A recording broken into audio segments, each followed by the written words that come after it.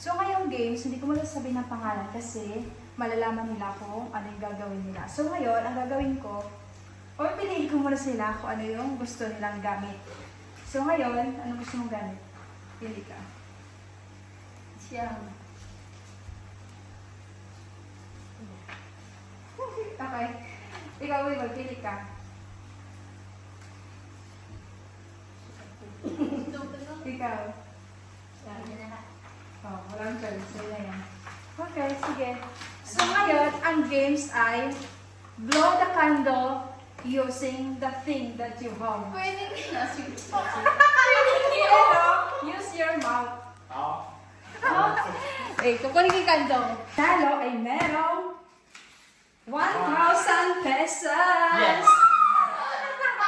You know. Yeah. You know. Wow. Parang yun. Daw na.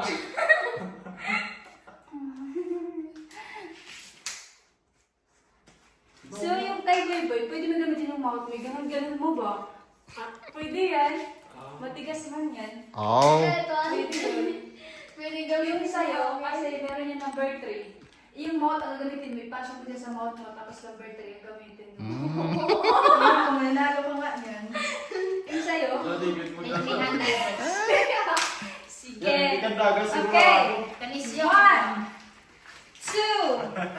But let's say number 3, start na ha. Sige. 1, 2, 3!